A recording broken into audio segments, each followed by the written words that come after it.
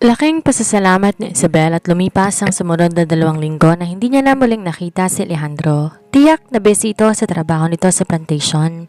Maski paano naging panatag siya. Kung ano man ang mensaheng nakapaloob sa sealed envelope na ipinadala sa kanya ni Xander, tiyak na napag-usapan na ng mga ito ang tungkol doon nang magkita ang mga ito sa taniman. Isang simpleng thank you lamang ang natanggap niya mula sa kanyang fiancé nang pagdating nila ni Feli sa bahay nung araw na yon at sabihin niyang na-deliver niya na ang nasabing sulat at magmula noon hindi na ulit na napag-usapan pa ang binata. Pero sinabi kaya ni Xander sa lalaking yon na hindi na akong personal na nag-deliver sa sulat? Aniya sa sarili. Isang hapon, 1 linggo bago matapos ang buwan, habang nasa lilim sila ng mga eucalyptus sa bakuran, ay kaswal na binarita ni Xander na nag-long distance call ang mga magulang nito. Gusto ko sanang makausap ni Mamatwa kanina pero you were taking your nap. Anang binata? Di na kita pinagising. At any rate, dumating na raw si Ate Jasmine from New Jersey for her month-long vacation at balak niyang dumalaw dito. Really? Bulalas ni Isabel, bagamat kalahati ng kamalayan niya ay tuned in sa paligid, anticipating the yelping of the snow, while mongrel. Ang biglang pagsulpot nito at ang kasunod na pagmamaterialize ng amo nitong si Alejandro.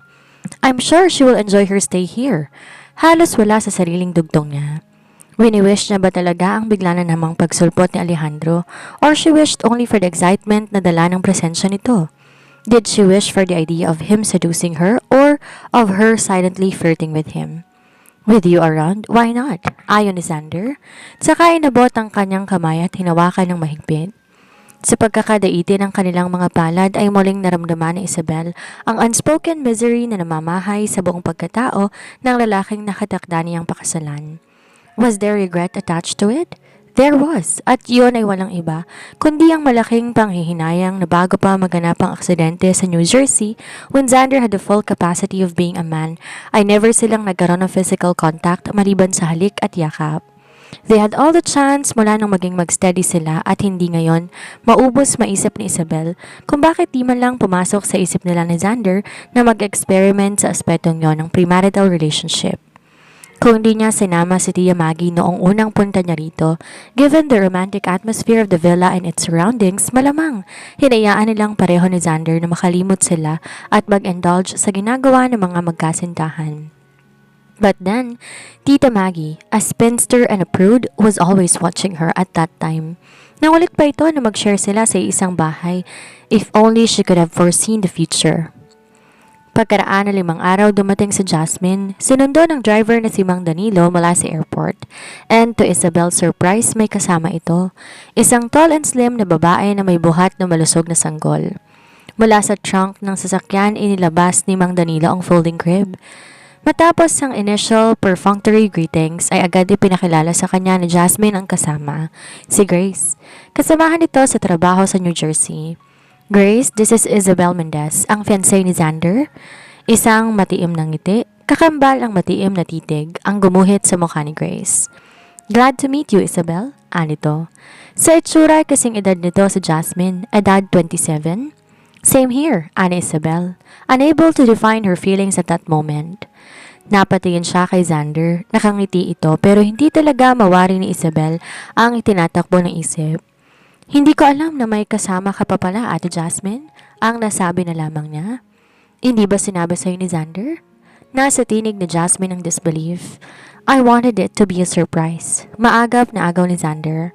Oh well, sabay baling ni Jasmine sa buhat na baby ni Grace. And this is Grace's baby boy, Carlo. Hey Carlo, say hello to Tita Isabel. Udyok nito sa walang muwang na sanggol. Di talaga mawari ni Isabel ang tinatakbo ng isip ng nobyo. Mumaling si Isabel sa baby at nakasalubong ng paningin niya ang inosente at bilog na mga mata nito. Tiyak niyang mahiligin siya sa mga babies, pero ng mga sandaling iyon nilukuban siya ng kakatuwang takot. Hi Carlo! Hello! Bigkas ni Isabel pero hindi niya madama ang pagkagiliw na dapat niyang ipagkaloob sa wala pang maling na bisita. How old is he? Tanong ni Isabel. 10 months, boses ni Grace. Hey, come to me baby! Inagaw ni Xander ang pansin ng bata, abot tenga ang ngiti ng binata. Mula sa pagkakabuhat, nilipat ni Grace ang baby sa tabi ni Xander. Nakita ni Isabel ang kakaibang gislap na excitement sa anyo ng nobyo ng kabigyan nito ang sanggol. Napatingin si Isabel sa dako ng dining room door kung saan nakamasid si Nanay Milagros. Saglit na nagtama ang mga mata nila at nabasa niya ang lungkot at pakikisimpatya na nakabadha sa anyo ng matanda. Kailanman hindi siya magkakaroon ng sariling anak kung si Xander ang pakakasalan niya. Ani niya sa sarili. Where is Xander, Ate Jasmine? Tanong ni Isabel kinabukasan nang pumasok siya sa dining room at nadatnang mag-isang nakadulog sa breakfast table ang future sister-in-law. In Grace's room, kaswal na lahad ni Jasmine. What is he doing there? Natawa si Jasmine. Don't tell me iniisip mong sa kwarto ni Grace na tulog kagabi ang fiancé mo. Why? No. Nandun siya ngayon para laruin ng bata. Marahang tumango si Isabel and promptly helped herself to breakfast. Isabel, marahan ang pagkakabigkas ni Jasmine sa pangalan niya. You look well. Mukhang hiyang ka sa buhay rito. Still, we have to talk. Tungkol saan? Takang tanong niya. Bago pa nakasagot si Jasmine, bumungad na sa pinto ng dining room si Xander. May ngiti sa mukha habang minuman ni Obra palapit sa hapagkainan ang wheelchair nito. Agad tumayo si Isabel para salubungin ang lalaki. Morning, sweetheart. Bati niya sabay dampi ng labi sa pisngi nito. Morning. Nasaan si Grace? Tanong ni Jasmine. Isn't she coming down for breakfast yet? In a while, tugon ni Xander. Hinintay niya na magising si Carlo, otherwise mag-isa siyang mag-aalmusal later. So what are your plans for today, my dear sister? Pinag-usapan na natin yan kagabi. Sasamahan kami ni Isabel sa pamamasyal, paalala ni Jasmine. Of course, ayon ni Xander. Isabel, sweetheart? Ha? Sure, I will show Ate Jasmine and Grace around. Bakit di man lang ako kinonsulta bago ako kinumit sa pamamasyal ngayong umaga? Sa loob-loob ni Isabel. What if may importante ako nga asikasuhin ngayon dito sa bahay?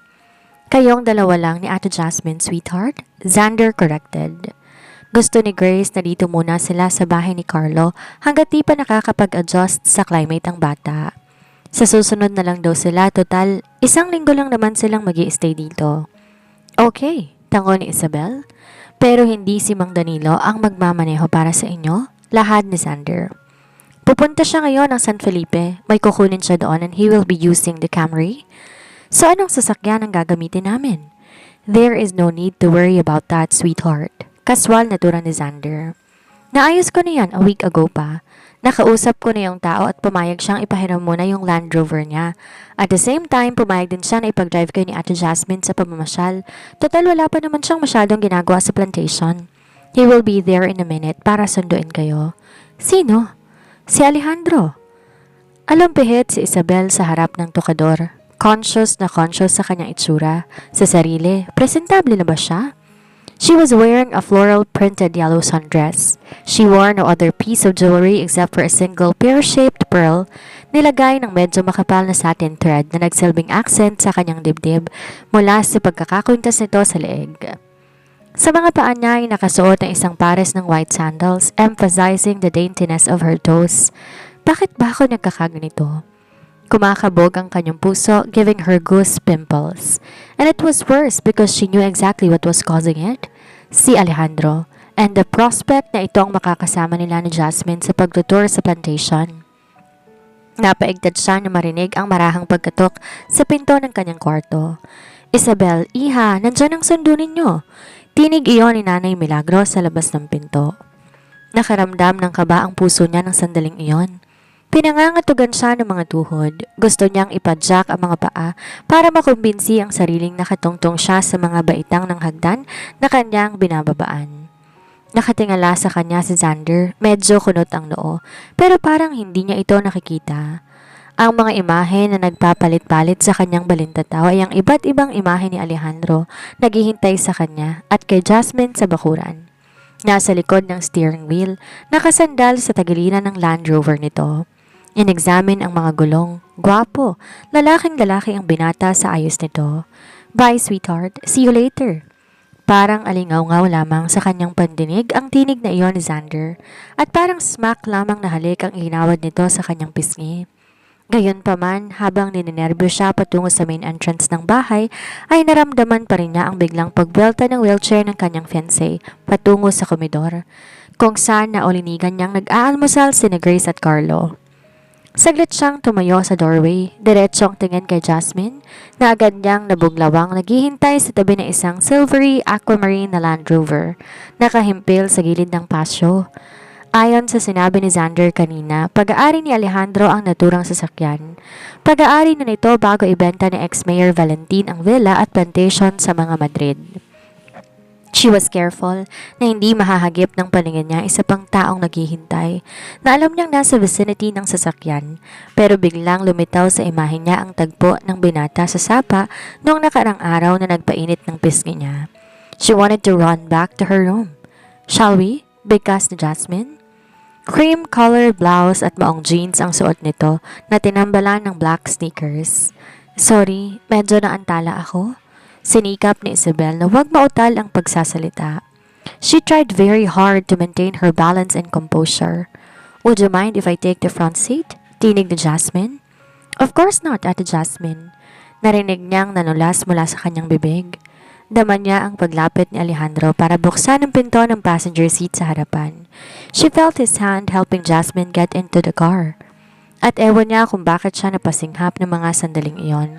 Dahil ang pakiramdam niya ang kamay niya at hindi ang kamay ni Jasmine ang hawak-hawak ng lalaki.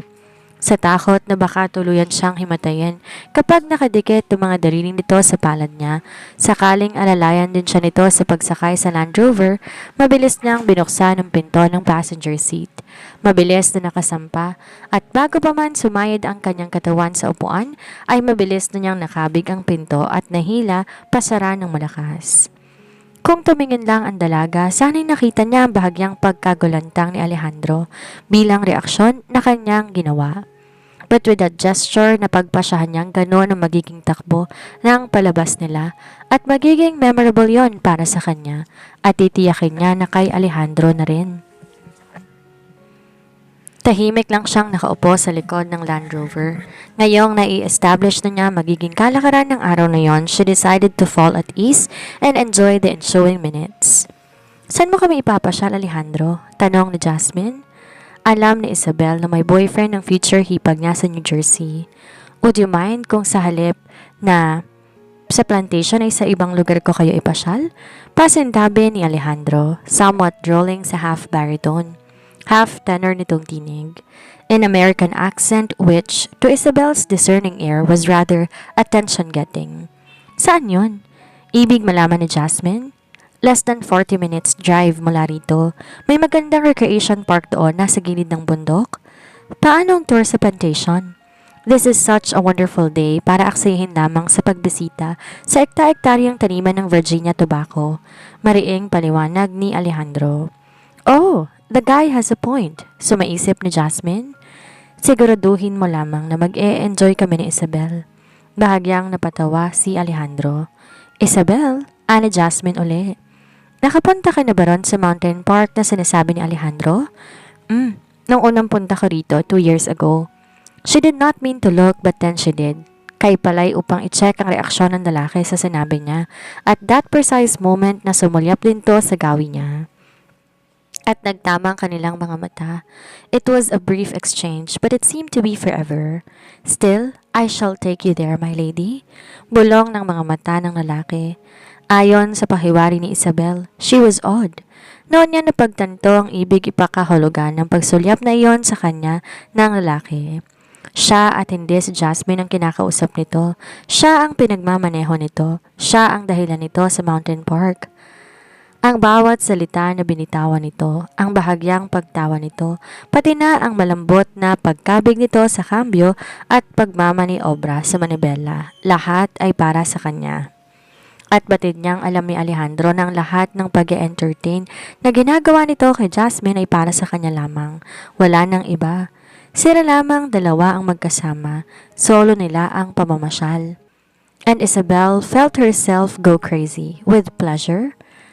"Malapit na tayo," ani Alejandro habang binabagtas ng Land Rover ang asfaltadong daan palapit sa paanan ng matayog na bundok. Yan ang Carmes Inn. Binagala nito ang pagmamaneho at iminuestra ang gawing kanan ng kalye. Dahil walang duda, siya ang kinakausap ng lalaki. Tumingin si Isabel sa two-story white wasted lodging inn sa tabi ng daan.